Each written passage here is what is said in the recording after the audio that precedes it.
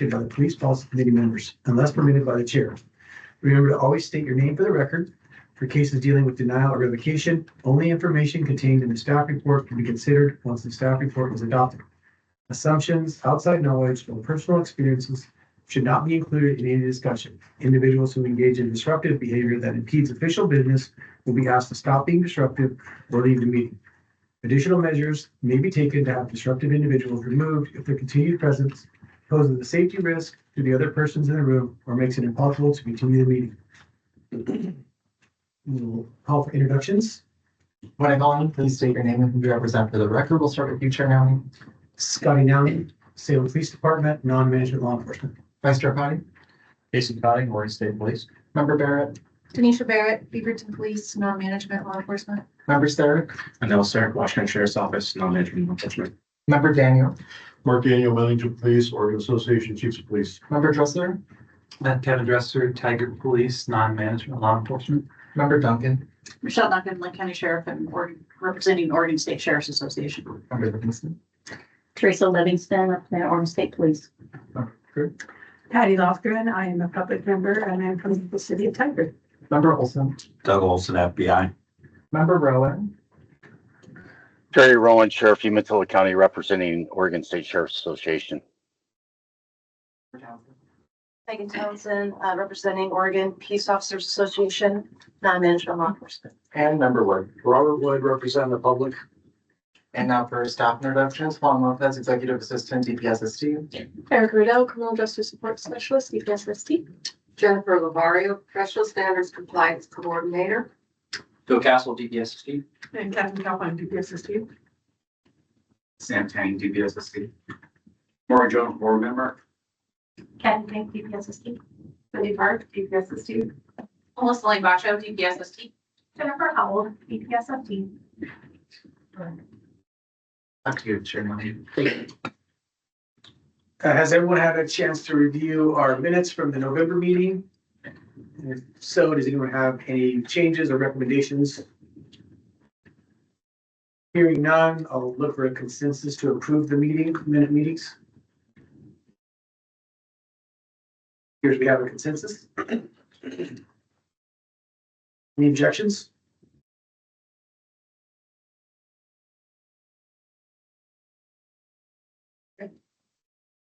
Turn it over to the professional standards case manager for administrative purposes. Thank you, Chair Nownie. Good morning, members of the committee. Jennifer Lavario for the record. The department has provided you with 9 administrative closures for consent agenda on the consent agenda. The department may recommend administrative closure of discretionary professional standards cases to a policy committee when the department determines that the conduct being reviewed does not meet the statutory and administrative rule requirements for denial or revocation. Chair Nownie. Is there any discussion about the administrative closures? Rob Wood for the record. I do have a, just a concern, maybe this is answered for procedure later. 2 of them were just incomplete investigations, which has some information concerning if they were to reapply for a law enforcement position in the future, would that come before the applicant review committee with this kind of background? Captain Calvin for the record. Member Wood, no, they would not, because applicant review committee is only for those who've never served in a public agency before. So what would happen if we close this here for insufficient information that we felt we couldn't bring forward and take act or recommend that you consider taking action? It really would then fall to the background investigation of the hiring agency to vet this out. So that would protect the public then, but that's the layer that, because one of them in particular, John Carter, has a high DPSST number indicating he's probably young, could enter the profession later. Yes, when we close it out without consideration, again, background investigation of the agency, the devils will be in the detail. And how much information can they get from the previous agency? In some cases, if the employee does not, maybe they resign or quit before they give any statements, in a background investigation, you would have to, present that information and then hope that the investigator follows up, with anything to verify the information. So, that's our check and balance at this point. Okay, thank you. Chair down for the record. Any other discussion on the consent agenda? Hearing none, or call for a motion to approve the consent agenda as presented. Chair Norman. Daniel, second. All right, we are voting on a motion to approve the administrative closure consent agenda items. Chair Downing, Aye. Vice Chair Cotting. Aye. Committee Member Barrett. Aye. Committee Member Sarek. Aye. Committee Member Daniel. Aye. Committee Member Dresser. Aye. Committee Member Duncan. Aye. Committee Member Livingston. Aye. Committee Member Lofgren. Aye. Committee Member Rowan.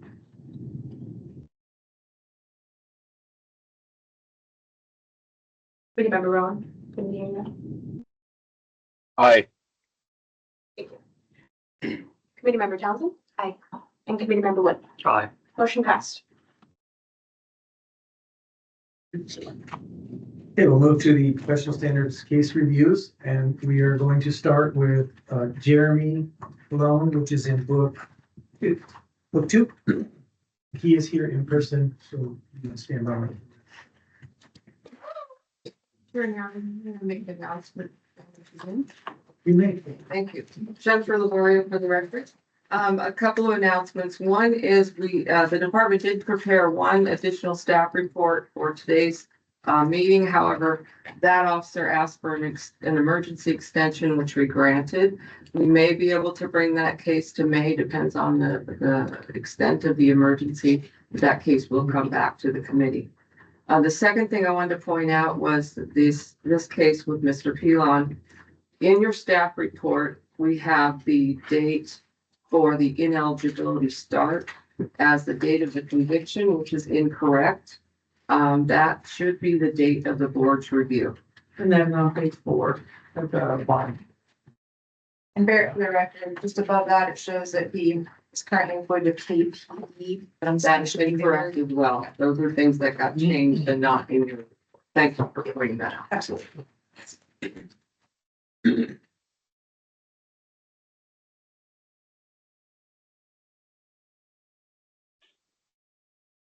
morning. Morning, Pronounce your name correctly. How do you pronounce your last name? Elon. Pilon, okay. Thank you, Officer Pilon. My name is Scotty Downing. I'm Chair of the Police Policy Committee. This is your time to provide a mitigating statement to the committee. You'll have 5 minutes to provide your statement, and you will be stopped at 5 minutes. With the timer over there, and they'll give you a warning when you're close, and I will have to stop you. At the end of your 5 minutes, you won't be able to ask us questions, and we won't be able to ask you any questions. Okay. And then it's your choice why we discuss your case. You can either sit at the table or you can move back with the folks that you brought. It's totally up to you. Sounds good. Okay? May I present the case? Oh, yes. Sorry. After she presents the case. Thank you, Chair Downing. Jennifer Labario for the record. This is a case involving Jeremy Pilon.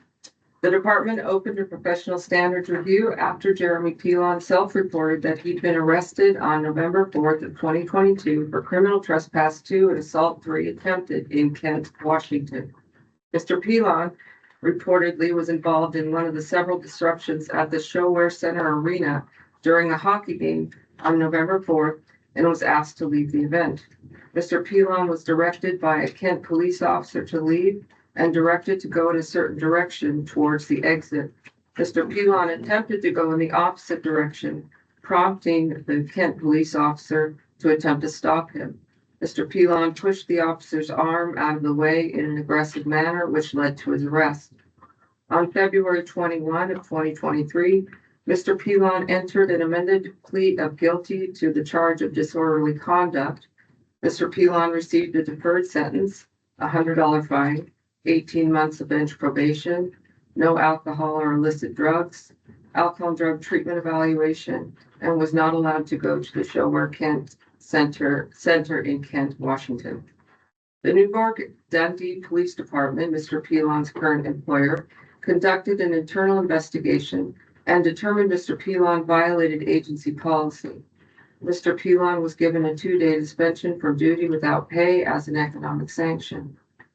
On August 23 of 2024, Mr. Pilon completed the conditions of his deferred sentence and the charge was dismissed.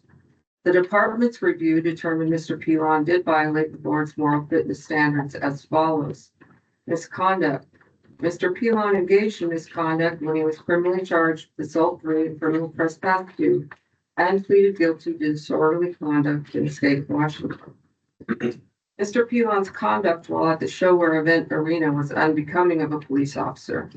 Throughout Mr. Pilon's interactions with the Kent Police Department, Mr. Pilon identified himself as a police officer using the phrases off duty and you're the police, I police, which brought discredit or harm to the police profession and his agency and violated the board's certification standards for public safety professionals.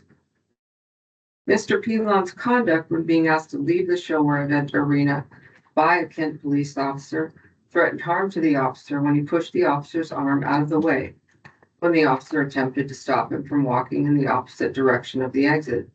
Mr. Pilon's observed level of intoxication and aggression towards patrons, staff, and officers threatened harm to those attending and working at the event. Mr. Pilon, are you prepared to provide your statement? Yes, ma'am.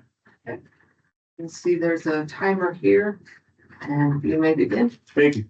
It's okay if I stand? Absolutely. I'm Jeremy, husband, father, son, brother, United States Marine, and from time to time I get the privilege to call myself a police officer and work in the great city of Newburgh. I have a fantastic team behind me. Hearing these events kind of rekindle that feeling. I've been sparked by a lot of failure in my life to move forward and push past hard things. Never once have I felt like a failure. I've always let my failures kind of push me forward and learn. November of 2022, although that day and the days following, I was very bitter after it. I began to feel more like I had failed like terribly. My wife, my career, my daughter, a whole bunch of things just flooded in. I was sure I was going to get fired. I didn't know what I was going to do. I was on administrative leave. The days pushed on, turned into weeks, turned into months, and I started to pick myself up. I started to realize some of these things that I was holding on to in my life for my time in the service, never talking about them, using alcohol as a way to feel normal or at least suppress some of my feelings, really became clear to me that I was dealing with more than just some isolated incident. I wasn't much of a drinker then. I'm certainly not a drinker now. I've used this event as a catalyst in my life to never lose control of my character again. It was an extreme embarrassment to myself, to my family, to my department, to everyone who knows and trusts me. I'm considered a leader amongst my department and amongst my peers, and I've used this opportunity to kind of propel myself forward to speak the truth to other officers, to not really conceal this incident so much. Become very much at peace with this incident. I've allowed it to really push me forward in a very positive way to, for one, to stop drinking. That has not helped me at all. I just can't do it well. And I put way too much at risk by doing it in the first place. So I found a lot of satisfaction and happiness by not drinking anymore. Got myself into counseling and stayed in counseling, both marriage counseling and through the VA, working on through some PTSD issues. I wish I would have done it 20 years ago. They teach you a lot in the Marines. You get out, they don't teach you how to talk about things that you did, things that you had to do. It's not an excuse for what I did, but it helped my actions November 2022.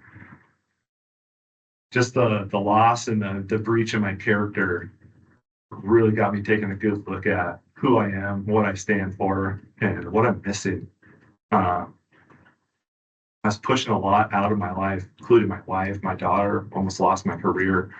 I'm happy today to move forward. I knew this day was going to come. It's been looming over my head for a while. Win, lose, or draw, how you guys decide my fate today doesn't change my attitude and how I get to move forward in life.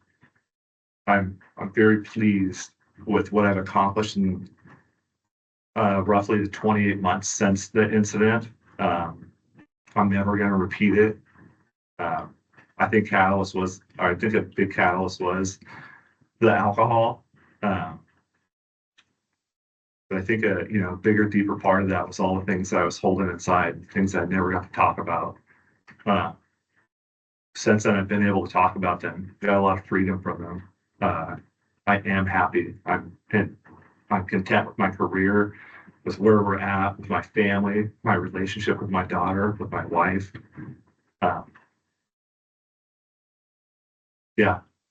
Thank you guys for all being here. It's really unfortunate you guys have to be. I have nothing further to say. Thank you. Now we can open discussion about the record. If there's any questions about the record, if the record is complete, there's folks think we need something else, that'll be the time to discuss that. If there are no questions about that, we're gonna look for a consensus to adopt the record. If there are no questions about follow-up or anything else.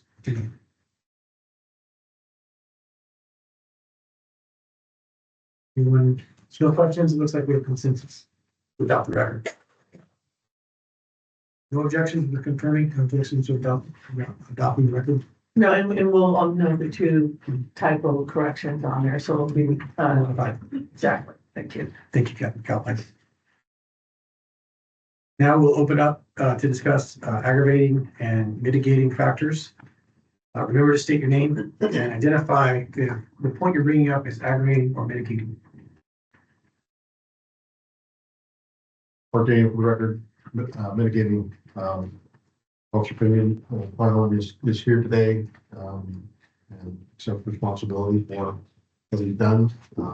I also found that mitigating the letter from his chief, from the captain that actually conducted the investigation, about that he self-reported, and that he accepted this discipline with the counseling and actually changed his alcohol consumption behavior. That was all he mitigated.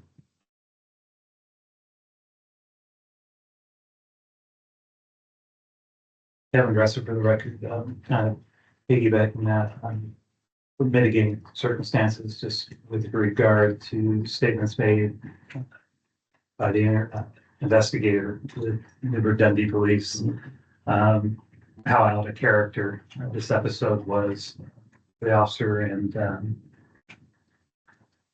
one other thing also that I noted was it seemed that there was a point where there was an allegation where one of the Kent police officers might have aggravated the situation and wasn't exactly caught on body cam, but it seemed part of the investigation seemed to sustain that there was potentially a derogatory comment by one of the Kent officers that just wasn't, the audio wasn't caught because of the buffer of one of the body cam. But the investigators at Newburgh Dundee seemed to think that that might have been an accurate statement where that Kent officer kind of poked the bear at some point. So, but again, with everything in the report, his agency representing him today being here and his comments today, I think this was an isolated incident, extremely out of character. At least that's how it reads to me. Thank you. Member Townsend, mitigating, just wanted to add prior cases for officers that may have been in similar circumstances that were arrested and put on probation or misdemeanor situations that completed their,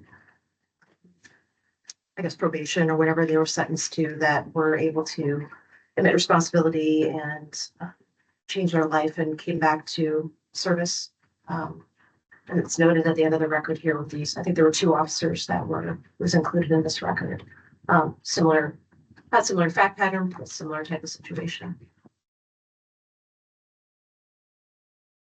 Scotty, now for the record, I think aggravating, I think some of the fact patterns on those are similar. However, I think the way that he treated the police, I think is aggravating.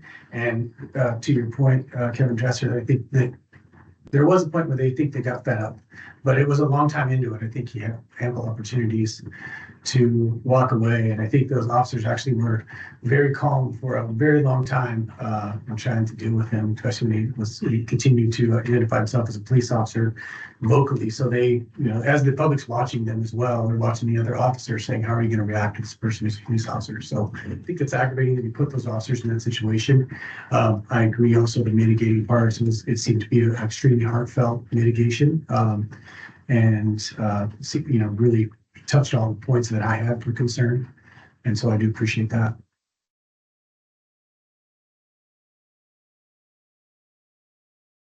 Anyone else? Aggravating, mitigating factors.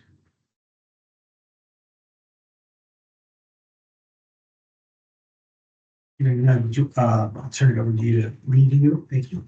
Thank you, Chair.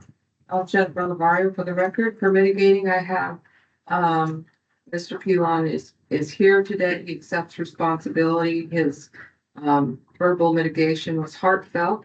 The letter from the chief and the captain who did the investigation for mitigating, the fact that he self-reported the incident, he accepted the discipline, he, put himself into counseling and treatment.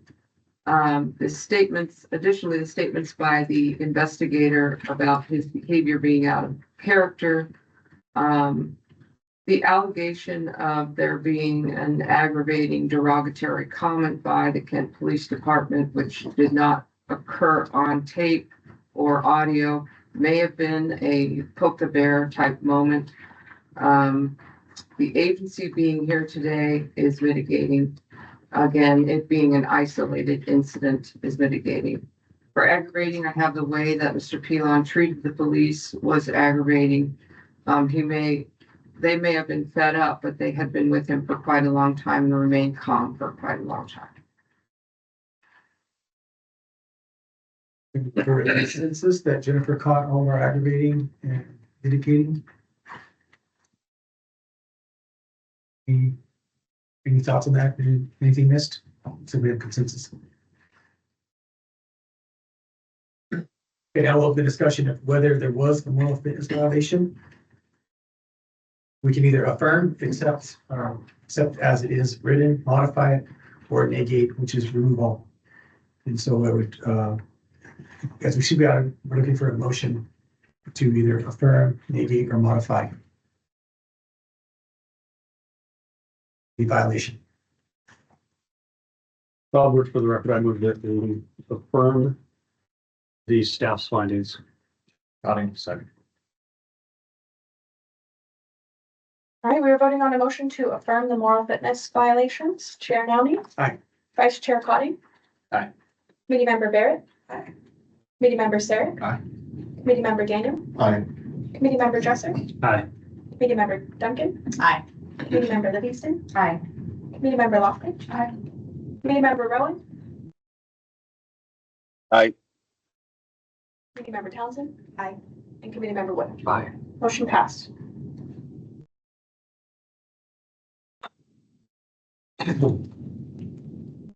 So now we need to make a motion to either take action or take no action.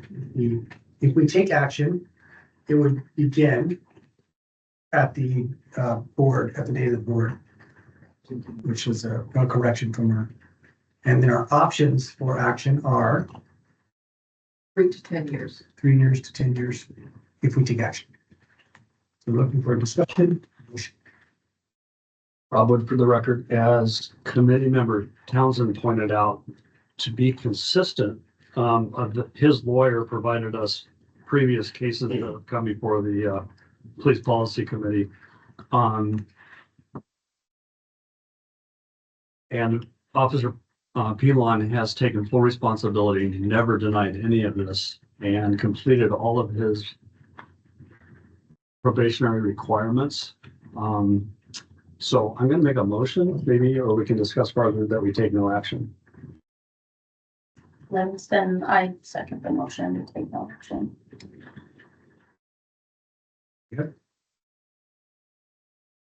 Right, we are voting on a motion to take no action. Chair Nowling? Aye. Vice Chair Cotting? Aye. Committee Member Barrett? Aye. Committee Member Sarek? Aye.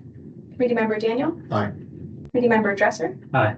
Committee Member Duncan? Aye. Committee Member Livingston? Aye. Committee Member Lofgren? Aye. Committee Member Rowan? Aye. Committee Member Townsend? Aye. And Committee Member Wood? Aye. Motion passed. Thank you. Thank you. Everybody. We will then move same book just before, Elon, and that's Jared.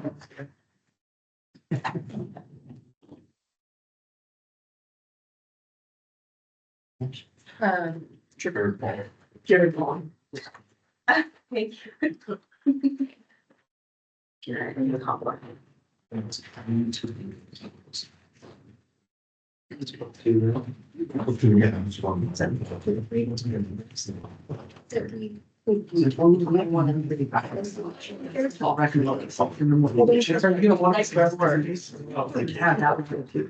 Jennifer, you might want to actually present this case as well.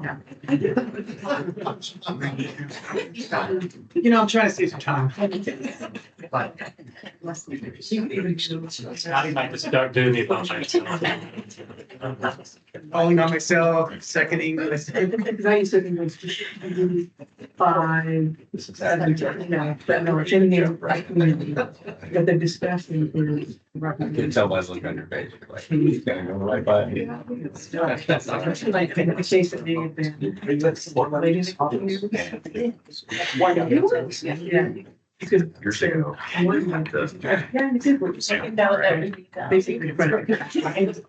You think I can be this? I need this right up. Yes. I'm always meeting to get this. Thanks for the color coding and everything.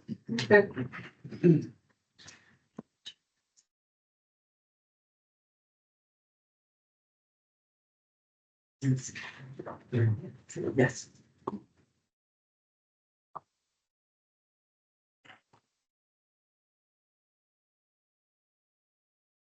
Good morning. Morning. Scotty Down, the chair of the Police Policy Committee. This is the time for you to provide mitigation to the Police Policy Committee. You'll be given 5 minutes exactly to provide a mitigating statement. At the end of the 5 minutes, I will stop you. I'll cut you off. And we won't be able to ask any questions of you, and you won't be able to ask any questions of us. When we're done, you can sit at the table here if you like, or you can sit back with the folks you brought. It's totally up to you. And then when we're done with the case, you can exit out the side door. Jennifer Lamar will present your case, and then you'll be given an opportunity. And there's a timer also. You'll see the 5 minutes. Any questions? No, sir. Okay. Jennifer. Thank you. Jennifer Lavario for the record. This case involves Jared Paul. The department opened a professional standard review after receiving a notification from the Law Enforcement Data System, or LEDS, that Jared Paul had been arrested on July 22 of 2022 in Lincoln County, Oregon for assault in 4th degree, menacing, and assault in 2nd degree. Mr. Paul reportedly assaulted an individual who he observed making out with his wife, and in doing so, the individual sustained a fractured leg. On January 23 of 2024, Mr. Paul was convicted of assault in 4th degree and acquitted of menacing and assault in the 2nd degree. Mr. Paul was sentenced to 36 months of bench probation, anger management evaluation, no contact with the victim, and restitution in the amount of just over $30,000. On March 6th of 2024, Mr. Paul resigned from the Oregon State Police while under investigation for allegations that during the investigation and trial for the criminal charges, he was untruthful both with the criminal investigators and while testifying in court. Additionally, the conviction of assault in the 4th degree precluded Mr. Paul from possessing, owning, and controlling a firearm for 36 months, which was an essential duty as a police officer. The department's review determined Mr. Paul violated the board's moral fitness standards as follows. Although the Oregon State Police found Paul was dishonest, the department did not find sufficient evidence to court. Wow, let me start that one over. Although the Oregon State Paul was dishonest, the department did not find sufficient evidence to support a finding of intentional dishonesty. Our moral fitness definition includes intentional. We did find misconduct. Mr. Paul violated criminal law and was convicted of assault in 4th degree and misdemeanor. Mr. Paul harmed a person when he physically pushed them, causing them to fall and sustain broken bones. Mr. Paul's conduct caused his wife to feel a threat of harm to herself due to his assaultive reaction to the situation involving her, and because of his police officer status. Mr. Paul's conduct violated the Criminal Justice Code of Ethics and harmed the reputation of the Oregon State Police and the police profession. Are you prepared to provide your statement? Yes, ma'am. All right, you may begin. Good morning, members of the committee. I stand before you today with humility and deep regret to ask for your consideration regarding the review of my police certification. I take full responsibility for my actions, and I recognize the seriousness of the situation that brought us here today. The incident in question happened during one of the most painful and emotionally charged moments of my life. I discovered my ex-wife's infidelity, and in that vulnerable state, I made a terrible decision that I'll always regret. The decision was completely out of character and not a reflection of who I am as a person or as a law enforcement professional. From the beginning, I have cooperated fully with the legal process, accepted the court's ruling, and have taken every opportunity to reflect on how I can grow from this experience. I've completed a 12-week anger management course through the court's process, and also been doing therapy and counseling on my own. I've learned difficult, valuable lessons about accountability, emotional resilience, and the importance of maintaining the high standards that come with the privilege of serving in law enforcement. I want to emphasize that this incident is a one-time occurrence and not a pattern of behavior. Throughout my career in law enforcement and my time in the military, I've served with integrity, dedication, and a deep commitment to my community and country. I've always taken pride in upholding the values and standards expected of me. I also want to address concerns of discrepancies in my statements. Any inconsistencies during the 911 call that night were unintentional and the result of a chaotic and highly emotional situation. My sole focus was ensuring medical help arrived as quickly as possible. I deeply regret any confusion caused by my words, but I want to be absolutely clear. I never intended to mislead anyone. I fully understand how rare, if not unheard of, it is for someone in my situation to return to a career in law enforcement. However, I believe it is still possible. If my certification is kept intact, it would give me a fighting chance at that possibility. I know that any agency considering me would certainly dig deep into my background and want to know and understand who I am and what I've learned and the type of person I've become. I believe that given the opportunity, an agency would not just see my past, but also recognize the strengths that I bring, the lessons I've learned and the resilience I've gained, and the skills and experience I've built over my years of service. I truly believe I could be an asset to an agency in one capacity or another. This experience has given me a unique perspective that could help me connect with others and be a more empathetic, thoughtful professional. With my training, military experience, and law enforcement background, I know I have something valuable to offer if I'm given the chance to rebuild. I'm fully aware that trust and moral fitness are essential in this profession. This experience has been both humbling and life-altering. Despite my mistakes, I believe that this single moment does not define who I am or what I can still contribute to the field of law enforcement. It has always been my calling to serve others. I hope to return to this profession when the time is right, not to erase my past, but to build on it and be a better officer and a better person moving forward.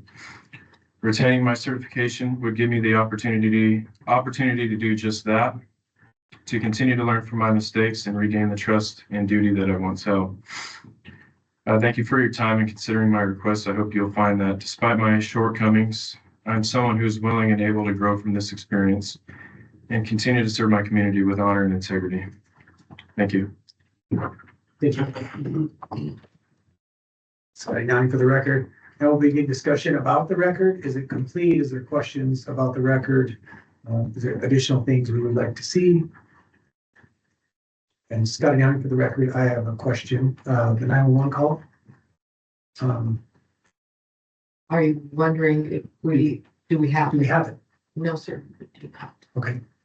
Did we try to get it? I did not. Okay. Does anyone else have concerns about the 911 call, or do you want to do the 911 call?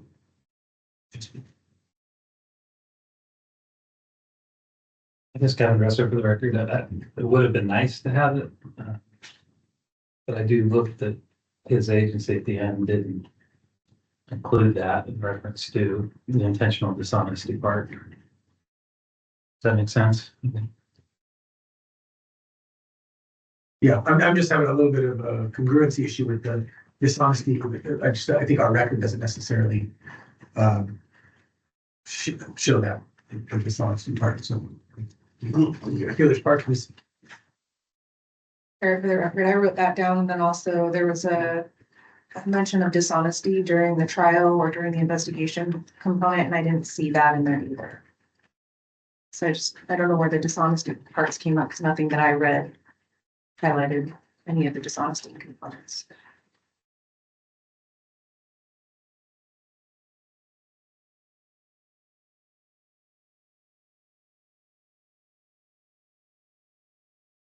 Captain McAlpine, for the record, just want to clarify, since we are not presenting this dishonesty because we did not feel that we could identify intentional, even though there was allegations. Just want to be clear that are you waiting that you would like to add dishonesty to it? Or just want to, what are your thought process around dishonesty? We can help. And Scotty, for the record, there's just throughout reading the entire case packet, there's all these references to dishonesty, but then there's just not substance to back it up. So that's at some point in this investigation, someone thought he was dishonest, and whether or not they came to that conclusion is also a little bit unclear. So I was just always looking for more information so we can make a good decision. That really is nice. I know I work newer in the state police, so I'm just speaking into the record that is sitting in front of us. And from what I understand, he resigned prior to the conclusion of the allegations of those. So I think that there was just the information wouldn't be complete in the sense that the investigation he resigned prior to the conclusion of the internal investigation regarding those allegations is what I was reading through. And why you guys decided not to add that was because there was no completion of that. For the record, I know that this is kind of, I think maybe Ruby's going with this. It's nice to have a full picture, right? If we hear about it, it's nice to have that in there because it gives us more context. I can read in here that he was actually the one that called 911. That changes things in my mind versus a bystander calling, or him staying and hanging out, or him leaving. All of that stuff just kind of helps to paint a big picture of the entire scene versus only giving us the parts that fit what we want to discuss or not discuss. And we can always, and we've done it in the past, we've taken things out of the record and we put things in the record based on the whole picture. I guess that's why it stuck out to me that it didn't seem complete.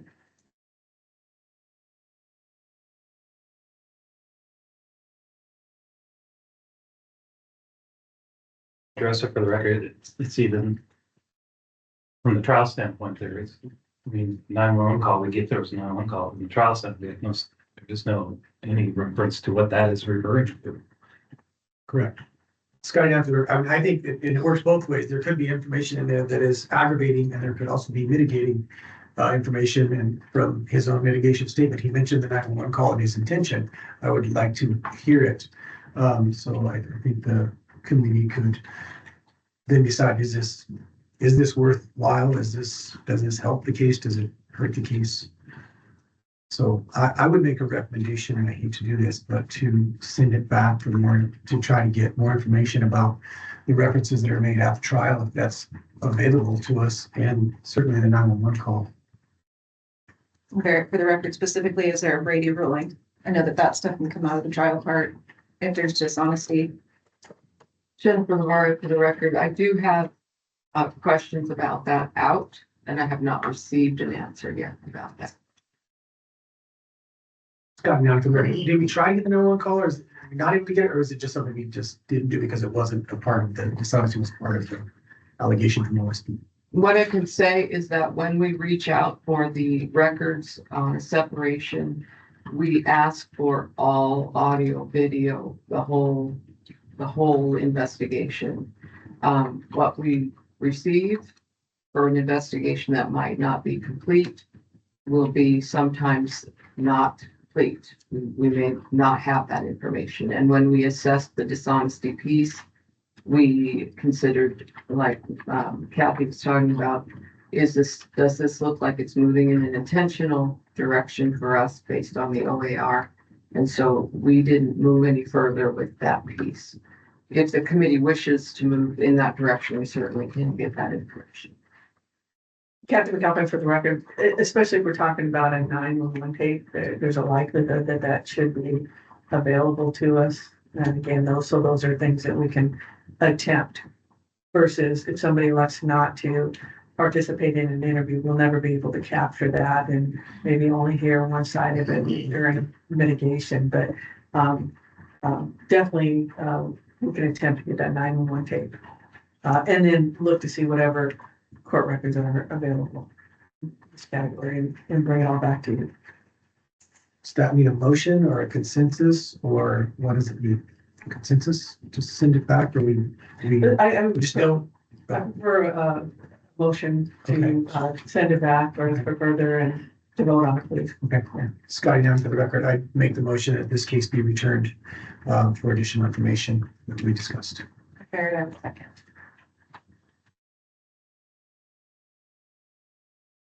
All right, we are voting on a motion to return case to staff for further information. Chair Nowning. Aye. Vice Chair Cotton. Aye. Committee Member Barrett. Aye. Committee Member Sarek. Aye. Committee Member Daniel. Aye. Committee Member Dresser. Aye. Committee Member Duncan. Aye. Committee Member Livingston. Aye. Committee Member Lockman. Aye. Committee Member Rowan. Aye. Committee Member Townsend. Aye. Committee Member Wood. Hey. Motion passed.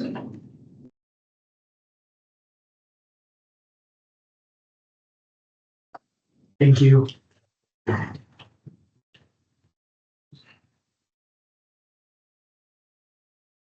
Yes. Jeremy, we see you virtually. We might see unnamed listed, or their name listed, where someone has a copy that's in white lane.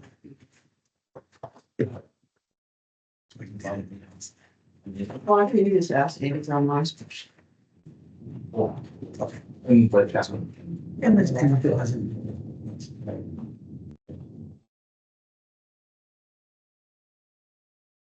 Terry Rowan, I just had a question. I didn't catch the name of the next person. We are checking to see if Jeremy Oswald is remote. That'll be our next case. Is Okay. Thank you. Do we want to move to go on a spot those two to give them an opportunity? Maybe we're moving quicker than. do you have anything further? Do we have any emails that say he's having trouble going or anything? I didn't have it Okay, since the last time. I just looked at you. and they're instructed to check on it 10, is that correct? Yes, Okay, I just spoke to him yesterday. It's 10:45 minutes. Captain Walker, for the record, Chair, just on abundance of caution that perhaps there is a disconnect. Could we move on to the rest of the things and then we'll check that we're Absolutely. walking from a little bit of that time? We'll go to Bradley McIntyre. That'd be great. He is not here, is that correct? Okay.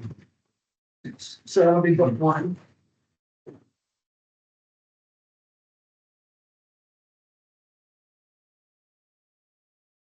You're ready, Jennifer. Thank you. Thank you. Jennifer Lavari for the record. This case involved Bradley McIntyre.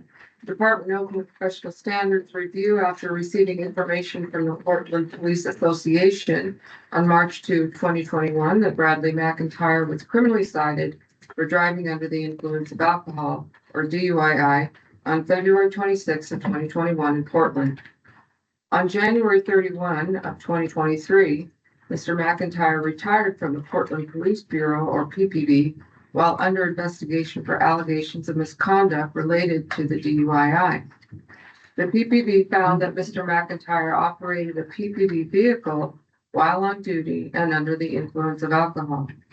During the PPB investigation, they also discovered that Mr. McIntyre had been arrested for a second DUI in La Centra, Washington on February 3rd of 2021. During this incident, Mr. McIntyre attempted to leave the scene after he was involved in an accident.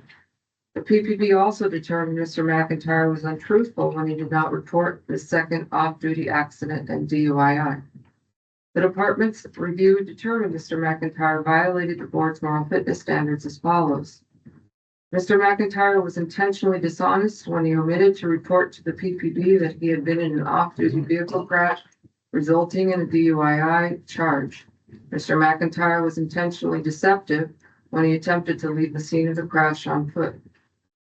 Mr. McIntyre drove, this is misconduct, pardon me. Mr. McIntyre drove a PPB vehicle and performed his PPB duties while on and off duty and under the influence of alcohol, which threatened harm to persons and property in Oregon and Washington State. Mr. McIntyre engaged in misconduct when he entered a plea of guilty to DUII on June 1 of 2021, a violation of Oregon criminal law. Mr. McIntyre engaged in misconduct when he was sentenced by a Clark County judge to deferred prosecution for 5 years after pleading not guilty to DUII on February 17th of 2023, a violation of criminal law in the state of Washington.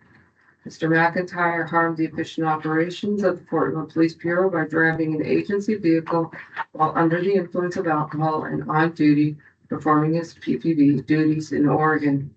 Mr. McIntyre harmed property and himself, as well as threatened harm to others when he drove his vehicle under the influence of alcohol in the state of Washington. Chair Nani. Thank you. Looking for discussion or consensus to adopt the record, modify the record. Discussion about shortages of the record. Seeing none, I'm getting thumbs up to consensus to adopt the record as presented. No objections? Objections? Okay. So we'll open up the case for discussion of aggravating and mitigating. Reminder, state your name and identify what you're stating as aggravating or mitigating. Chair Nowning, I'll start aggravating. Obviously, he was on duty at the second one. He was on duty and well into his shift, and he still blew a .26 while out performing law enforcement functions. He said he drank at 3 o'clock. I think his EAC was at 1:30 in the morning.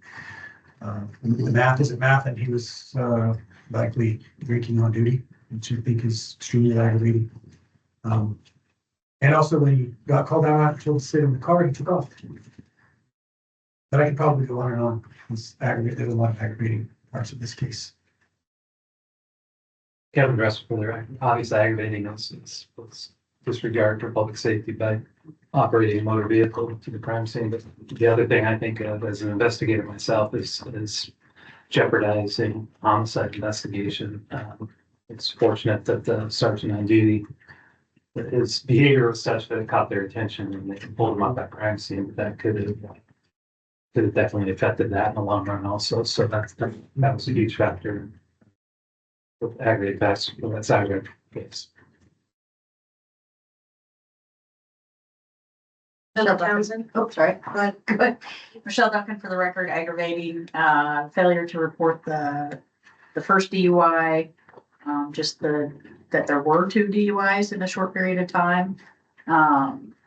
As well as trying to leave the scene of the first DUI. Again, we'd probably go on the aggravating. Weird, I was gonna say the same thing. Sorry. Anyone else aggravating, mitigating? I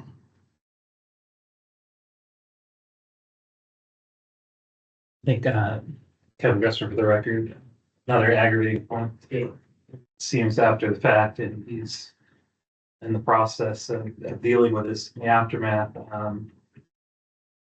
Supposedly he's seeking therapy and different things, but then there's social media and in Mexico vacationing. Obviously, none of us can be sure what that was described as him in pictures. Obviously, we don't know what were in the glasses. It could have been anything, but that also struck me that during this process, he's posting that kind of thing and has that sort of appearance given the gravity of both these incidents. Scott Down, for the record, aggravating also hit the BAC in both. We think the first one was a 0.19 and the second one was a 0.26, extremely high BACs. So this isn't like he had a couple of drinks, it was close. This is extremely intoxicated. There is a little bit of evasive behavior, there's a little bit of evasive behaviors regarding his IA interview. It had to be rescheduled due to looks to be rightful reasons, but then when they got the all clear and rescheduled it, he didn't show for it. I think that shows a little bit of evasive and not want to take responsibility maybe.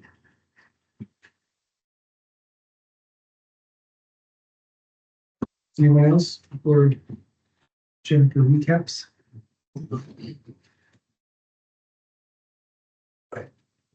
Thank you. Jennifer Lavario, for the record. I have no mitigating circumstances, but I do have aggravating on duty. This behavior happened while he was on duty and well into the shift. At that point, he still blew a 0.26.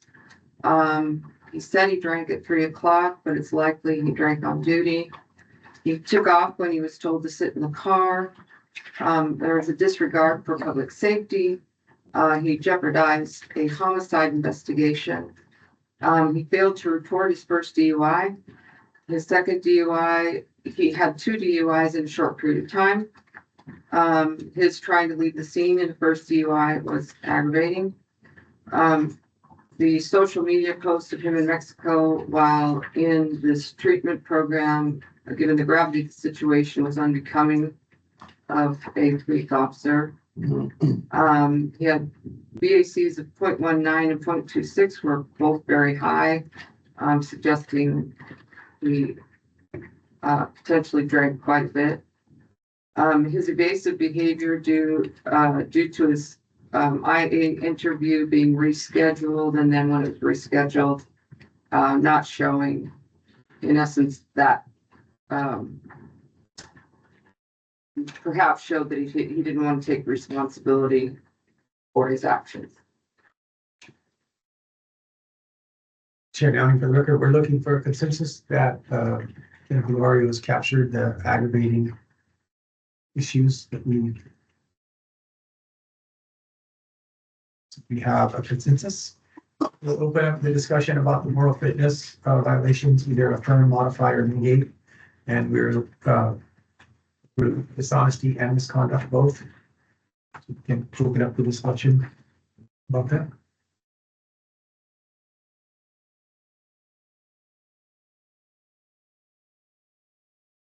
Okay, for the record, I just make a motion that we.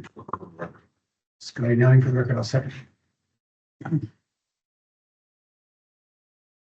voting on a motion to affirm the moral fitness violations. Chair Downing? Aye. Vice Chair Connie? Aye. Committee Member Barrett? Aye. Committee Member Sarah. Committee Member Daniel. Aye. Committee Member Dresser. Aye. Committee Member Duncan. Aye. Committee Member Livingston. Aye. Committee Member Lofgren. Aye. Committee Member Rowan. I, Committee Member Townsend. Aye. And Committee Member Wood. Aye. Motion passed. Now we look for a motion to take action or take no action. Michelle Duncan for the record, take action. Robert, I second that.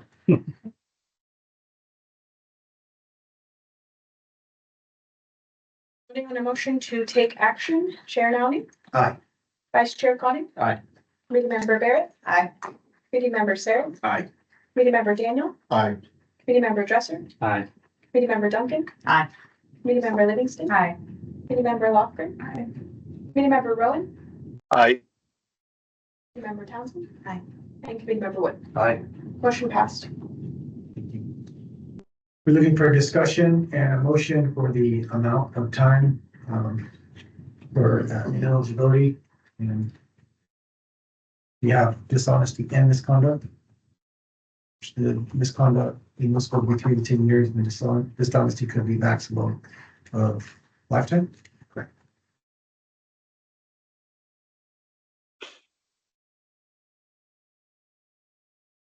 Kevin Dresser for the record, I would make a motion for a lifetime. Mark Daniel for the record, a second.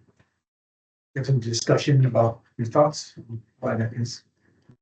Michelle Duncan for the record, some clarification. Do we have to make like 2 separate decisions on each of those or just one is fine? One is fine. Kevin Dresser for discussion. The gravity of the situation with the BACs, everything that we've already discussed.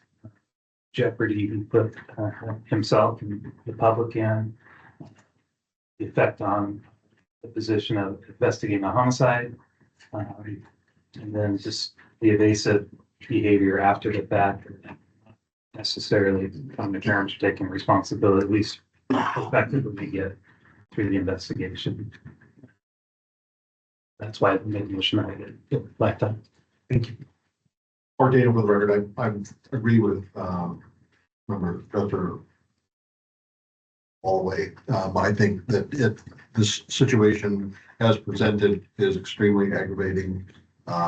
He had an opportunity, most certainly, when he was arrested in the Clark County area, to perhaps even bring that forward and to seek assistance, to seek help, that to conceal that, and then yet come to work intoxicated, drive a police vehicle intoxicated, and respond to a homicide investigation intoxicated is just beyond anything that I could comprehend. So I believe that a lifetime suspension is appropriate. Thank you. All right, voting on a motion for a lifetime ineligibility period. Chair Nowling. Aye. Vice Chair Conning. Aye. Committee Member Barrett. Aye. Committee Member Sarah. Aye. Committee Member Daniel. Aye. Committee Member Dresser. Aye. Committee Member Duncan. Aye. Committee Member Livingston. Aye. Committee Member Lofgren. Aye. Committee Member Rowan. I, Committee Member Townsend. Aye. And Committee Member Wood. Aye. Motion passed.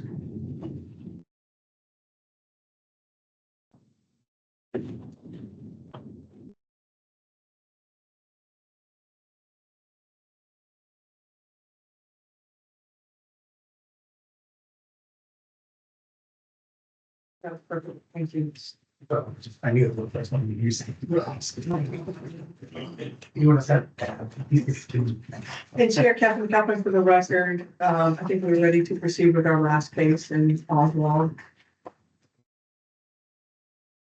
Did he show? No indication from him that he's having any difficulty signing on. For the record, we've been communicating, I think, several times. He's fully aware it is classified and that maybe he elected not to come in. So I think we feel pretty confident that we can proceed. We just shout out for him one more time to see if he maybe.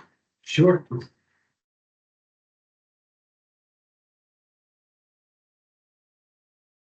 Jeremiah Oswald, are you on the line?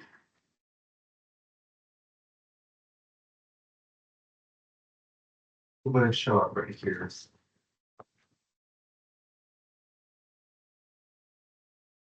His attorney's not here either, correct? So, Correct. okay. Okay, proceed, thank you. Thank you. Jennifer Lavari for the record. This is the case involving Jeremiah Oswald. The department opened a professional standards review after receiving an FORS personnel action separation form from the Washington County Sheriff's Office stating that Jeremiah Oswald resigned on September 7, 2022 in lieu of termination. The Washington County Sheriff's Office conducted an internal investigation after receiving a complaint of how Mr. Oswald handled the return of the suspect's cash. Mr. Oswald had allegedly lost a portion of the suspect's confiscated cash and then withdrew cash from his own bank account to cover the loss. Mr. Oswald stalled the booking process when he was made aware by them that cash was missing from the suspect's belongings. Mr. Oswald did not admit to what he had done until provided proof of his actions by the Washington County Sheriff's Office investigators. The Washington County Sheriff's Office found that Mr. Oswald violated several policies, including truthfulness, and determined termination was warranted. The department's review determined Mr. Oswald violated the board's moral fitness standards as follows. Dishonesty. Mr. Oswald admitted he was intentionally dishonest with the Washington County Sheriff's Office investigators about his actions related to losing a suspect's confiscated cash by attempting to mislead the investigation and cover up his actions. Misconduct. Mr. Oswald's conduct regarding the suspect missing cash harmed the efficient operations of the Washington County Sheriff's Office by delaying the booking process, undermining the internal investigation, and tarnishing the integrity of the agency.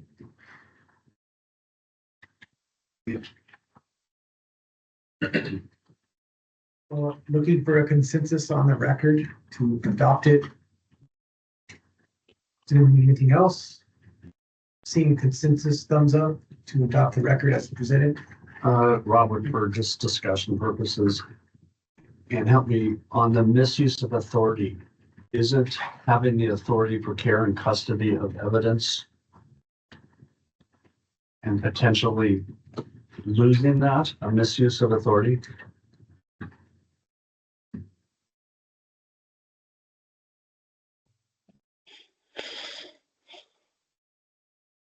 Scott, down for the record, I mean, I guess it could be. I would say that's a more nuanced, allegation. I think there's some more direct allegations that probably cover it. I mean, that's my opinion. What that matters. And maybe it doesn't matter with the other two moral fitness violations we have.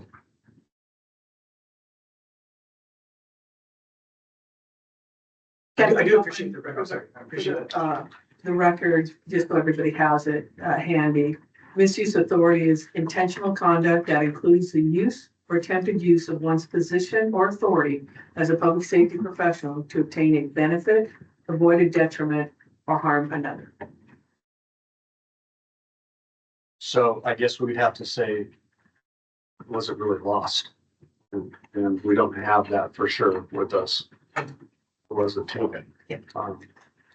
So again, so I'm still thinking though, with the dishonesty, I think we've got ourselves covered as far as periods of revocation if we go that way. Michelle Duncan for the record, the way I read it and just thinking about it, because it crossed my mind what you're saying, but on the other hand, if he had taken the money, he would have given that money back, not gone and got other money out of the ATM to cover it. So that kind of shows me that he probably did lose it. And it's not necessarily something where he was using his authority to get cash.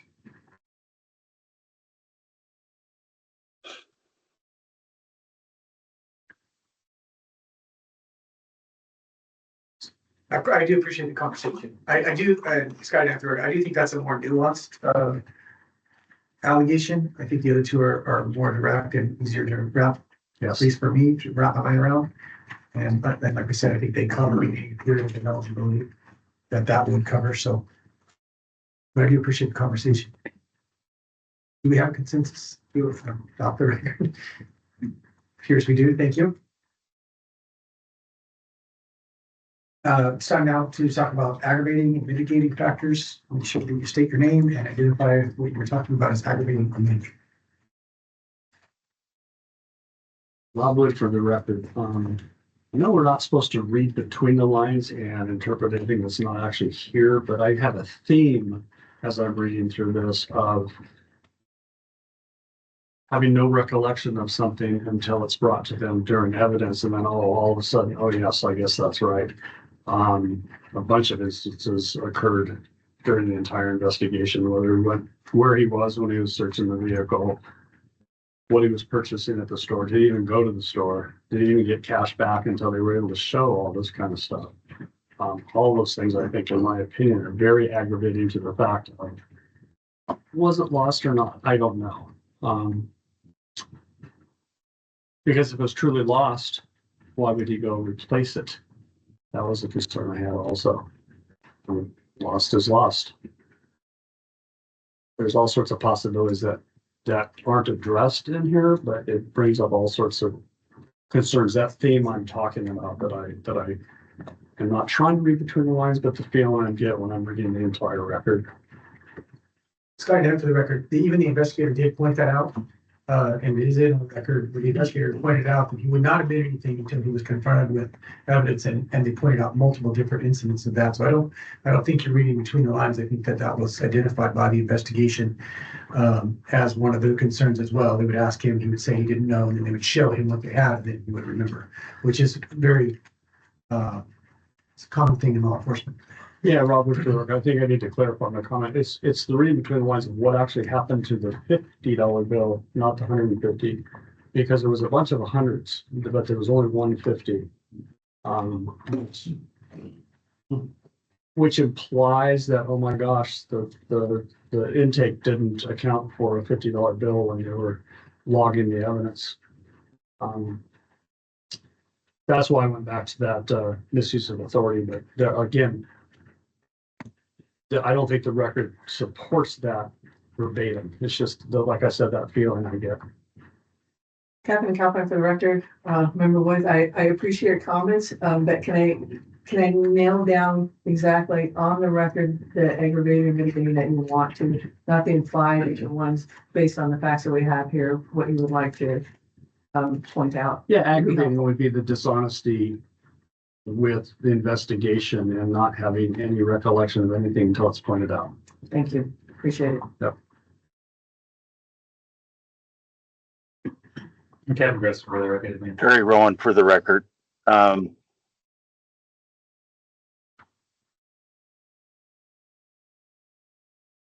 Rowan, you can continue. Oh, okay, thank you. I guess mitigating would be the fact that he went and got his own money and to make the individual whole again, but aggravating is the delay in which the timeline that this all took place in.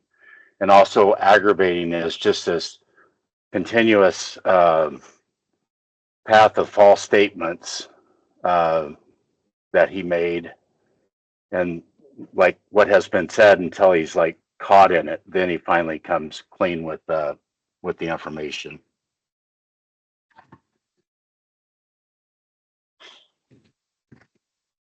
Thank you. Other aggravating, mitigating?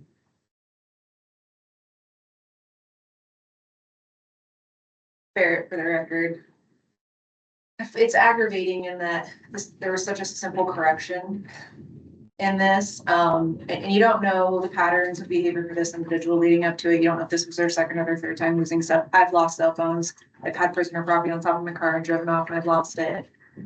So it's aggravating that there was such a simple solution to this, and he went down a true rabbit hole to try to cover it up. Yes, he did make the person whole again by giving the money back. But once he started, he just couldn't stop. And I found that uncomfortably aggravating. I was so sorry for him. Scott, yeah, for the record, that's what I was going to say too. There was plenty of time to redirect plenty of sleep cycles, all kinds of things between these interviews for him to do this, but he kind of maintained it until he was truly confronted with the evidence against him. Finally came forward the truth then, but not before them. Scotty, down for the record, aggravating is, the jail staff and even the jail deputy was saying how stressed out she was because this person is due to be released and she can't, we're restricting someone's freedom who would otherwise be released because this person misplaced or lost the $150 and won't come forward, and it's putting other people in a really tough position. And he seemed very laissez-faire about it. He didn't hustle back to the jail. It took him a long time to get there. Meanwhile, this person is there hours after they should be released.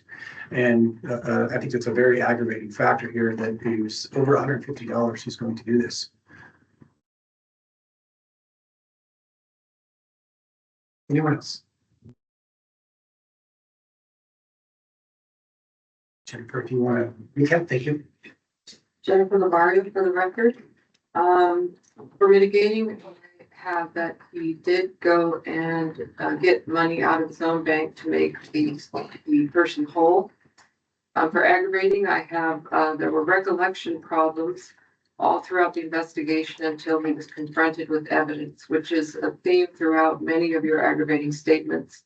However, I'll just go through them. Just his basic dishonesty with the investigation, his delay in the timeline of the investigations, his path of false statements until he's caught. This could have been a simple correction, although it could have been a simple correction. He had plenty of time to own up to this, but he went down this rabbit hole of covering instead. He was rather nonchalant about the stress he was putting on jail staff and how this was being delayed. And jail staff were stressed because they were trying to get someone released and they couldn't do so. For the record, can I add that there's no mitigation, there's no written order rule. He didn't show up either, which it shows a continued pattern of not wanting to discuss this, talk about it. So,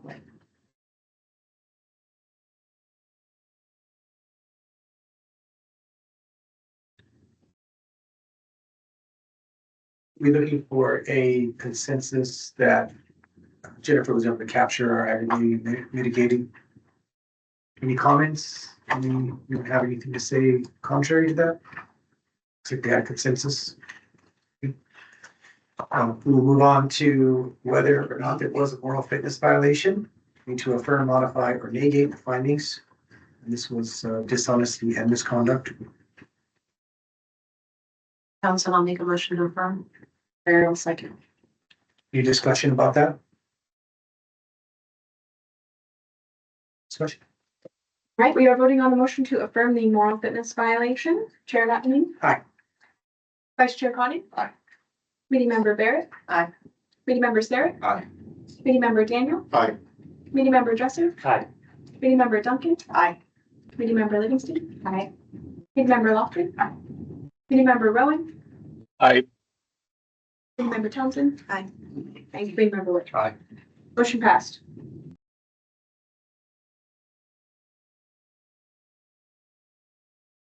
And we need to discuss whether we want to take action or not.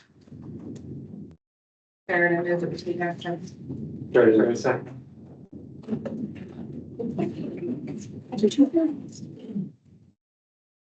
All right, we are voting on a motion to take action. Chair Nowling. Aye. Vice Chair Connie. Aye. Committee Member Barrett. Aye. Committee Member Sarah. Aye. Committee Member Daniel. Aye. Committee Member Dresser. Aye. Committee Member Duncan. Aye. Committee Member Livingston. Aye. Committee Member Lofgren. Aye. Committee Member Rowan. Aye. Committee Member Townsend. Aye.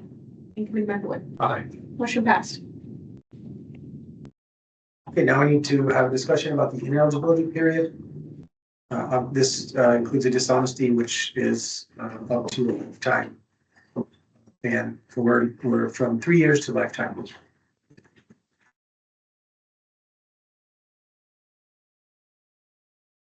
And if you do make a recommendation of a time, I would appreciate it if you just a little bit of what. for the record.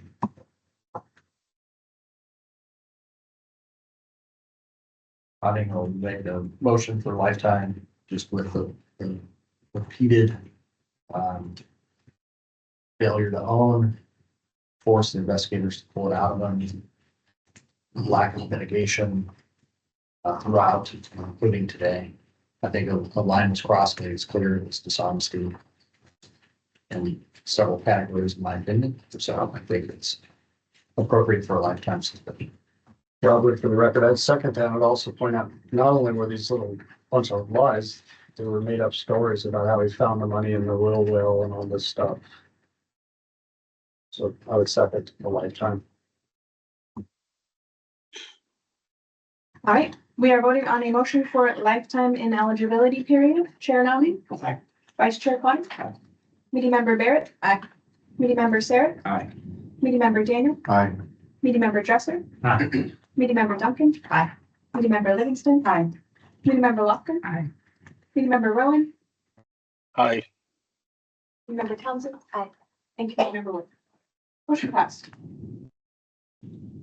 That concludes our case reviews. Captain McAlpine wanted to address the board before agency update. Absolutely. Thank you, Chair. Catherine Calvin for the record.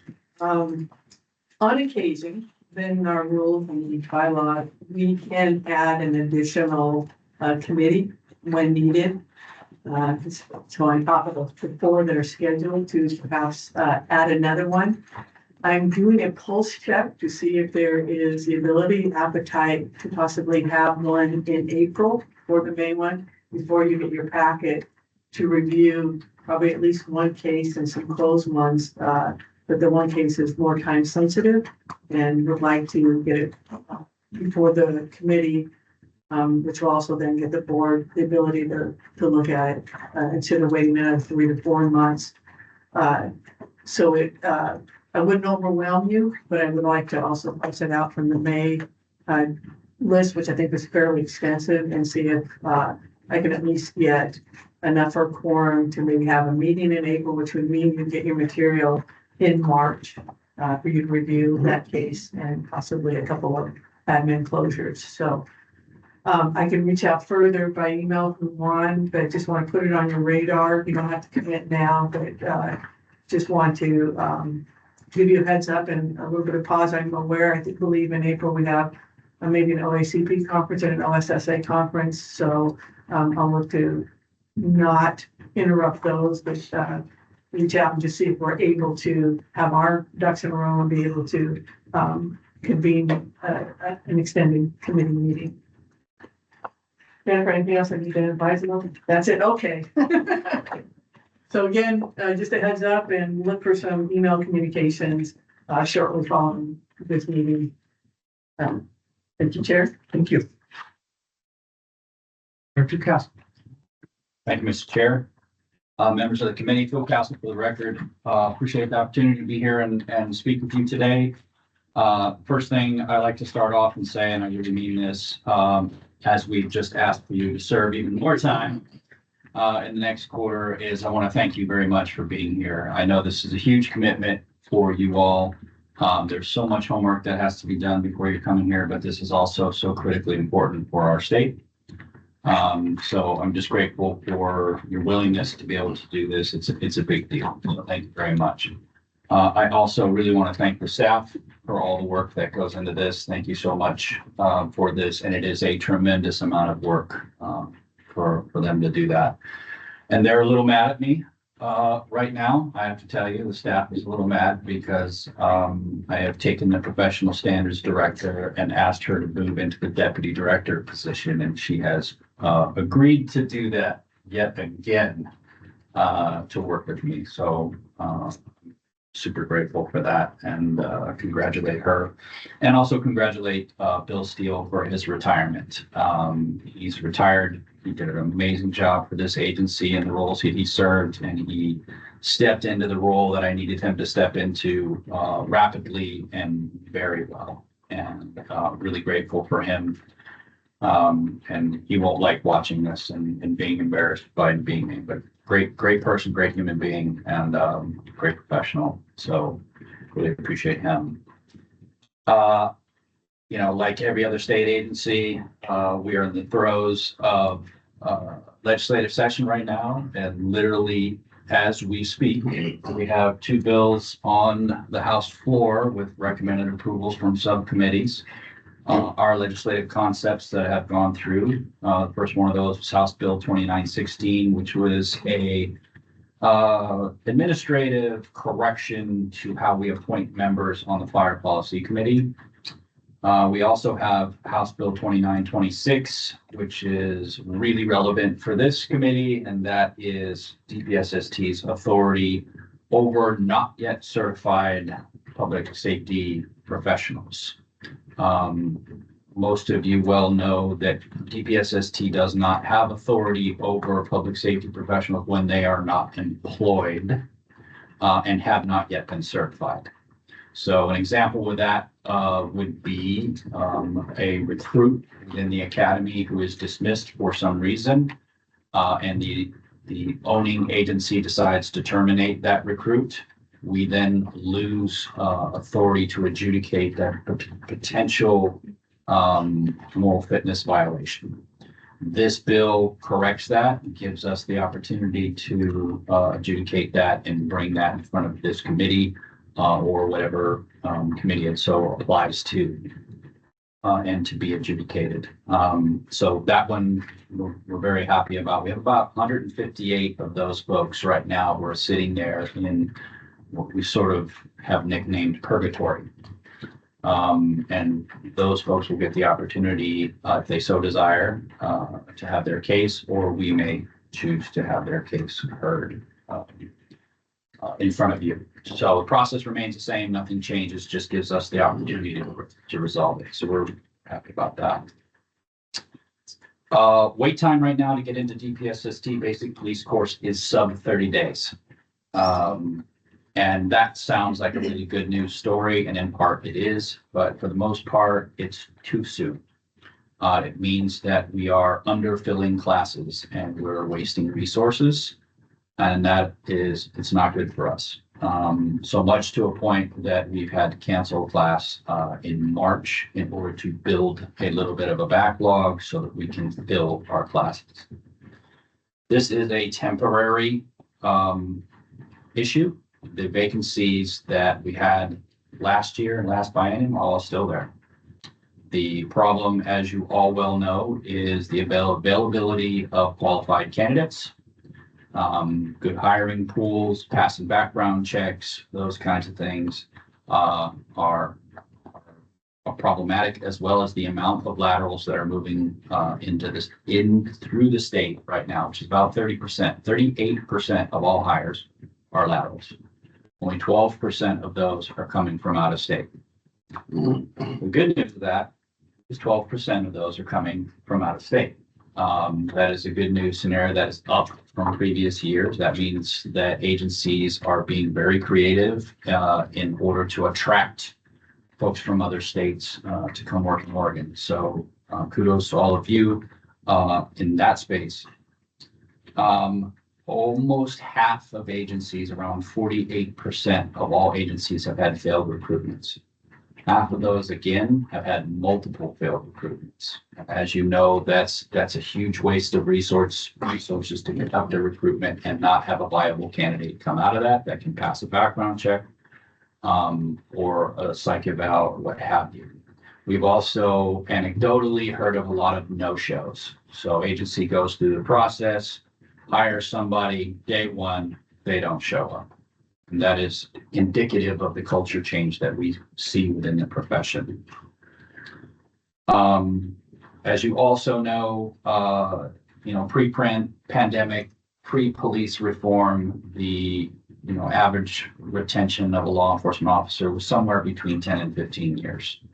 Post-pandemic, now we align right up with the national average of 5 years.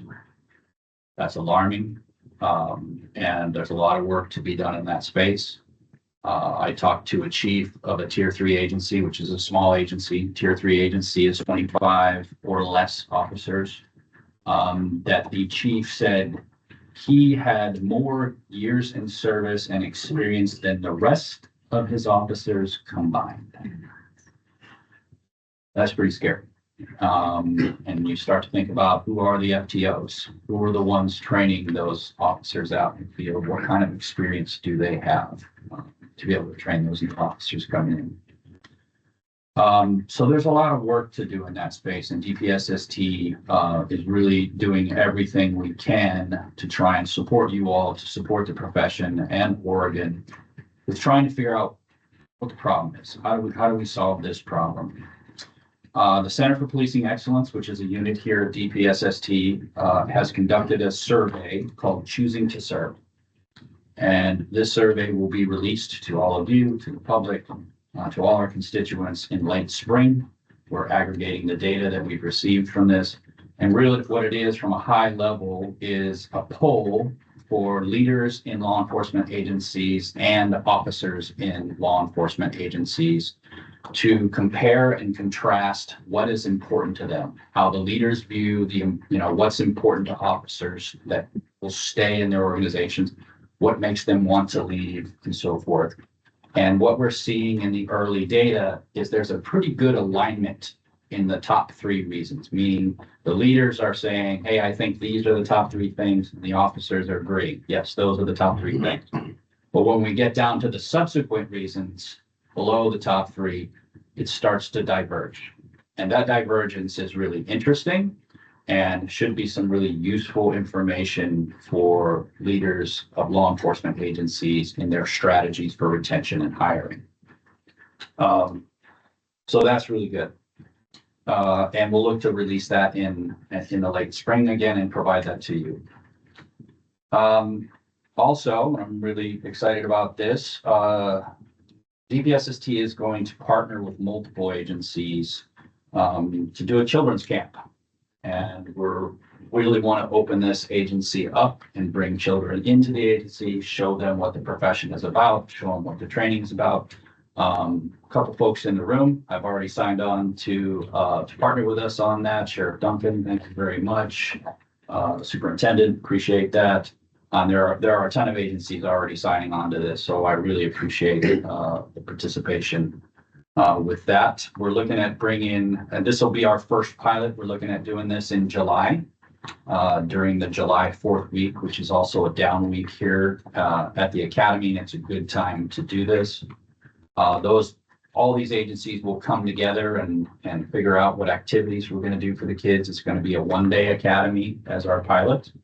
We're going to do a bunch of fun things and also educational things with the kids. We're looking at grade school kids first, and then we hope to expand that as time goes on to hit different brackets of children all the way up through high school and so forth. So we're very excited about this, very excited to partner with all of your agencies to do this and to have, a menagerie of uniforms here while we do this. I think it's going to be an excellent partnership and great opportunity. Last thing I wanted to announce for all of you, which is an invitation, and I'll send this out formally in the mail. March 17th at 0900, we will be commissioning a bench out here in the courtyard for our previous board, Jason Myers, previous board chair, Jason Myers. And we have appreciated everything that he did for us, for the profession. And so we have a bench with an inscription, a plaque that will be commissioned out there in the courtyard. I want to invite you all to attend that. And again, we'll be sending out that invitation. And now, before I turn it over to the Deputy Director here, I want to open myself up for questions. If you have any of me, happy to answer those. Director, is there a cost associated with that day camp, or is that? No, that's going to be free for the kids. And they can sign up online. We haven't got there yet. We just literally kicked this off yesterday. That work group was going to come together and build all that. More to follow. Do you even have a number of how many kids accept? We're shooting for 100. Yeah. Yeah. I hear you volunteering.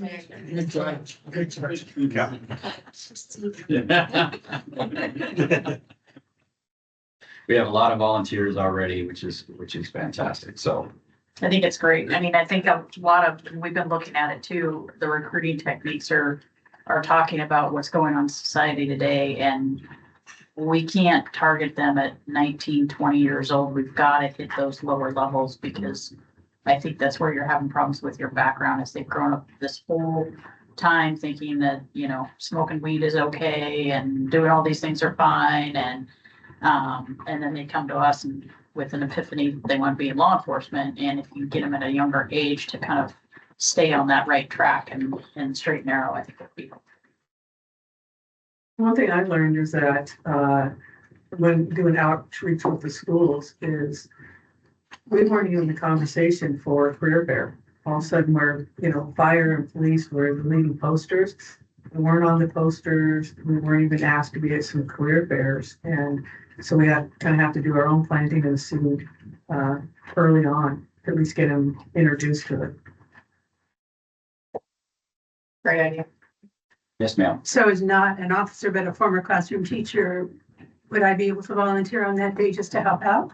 Would love to have your help. Okay. Oh, I'd love to do that. Thank You you. just have to bring your faithful companion. She can corral them, we can't. Yeah. Okay. Yeah, I'm going to be very brief. I think you were very comprehensive. The only thing I want to just add on about the deferred cases. We're looking real positive. The devil will be in the details and the rules that are set up, and which is why the may, because it is an FTE ask. If we weren't successful in that, how much could this team take on when they have 300 in some cases, and we had potentially 150, 758. Now, not all of those are reviewable. Some of them, like all of them, have maybe a criminal thing and they're going through the process and they're sitting, but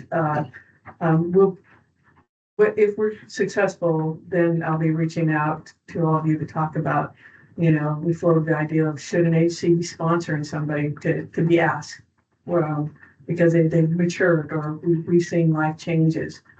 So a lot of it is going to be the discussions afterwards on what rules we put in place to be able to look at these and manage that process. Because some people will benefit from pausing, maturing, waiting, but there's certainly others who, you know, could benefit from at least hearing their case, knowing their outcome.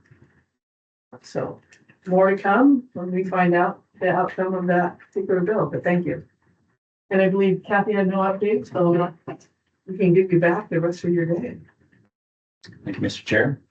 It does seem like those cases should be easier as well, right? If we're talking about a issue at the academy, maybe not as comprehensive as some of That was these. an example, Chair. Yeah. Oh. We started us with the easy ones. Oh, yeah. It's gonna be include like all the ones, because, you know, we have them at our agencies even after the Right, academy. right. All the way up until they finish their red book Yeah. and. So all that. we just meet every week. It's the same. I really like you guys. We should meet every week. It's the same. Yes, gonna come out. Okay, so I think we're on to the next meeting is, well, we don't know what the next meeting is, but there is one scheduled May 22nd at 10 a.m. And they'll probably try to sneak a couple more before then. Do our best. We'll be reaching out again. Thank you very much. And I do want to say thank you, everyone, for paying attention to the material. Everyone is, I mean, it's so much easier when everyone knows the material and everyone weighs in. I really appreciate that. Makes me have the best committee. Make me look good in space. Yes, yes.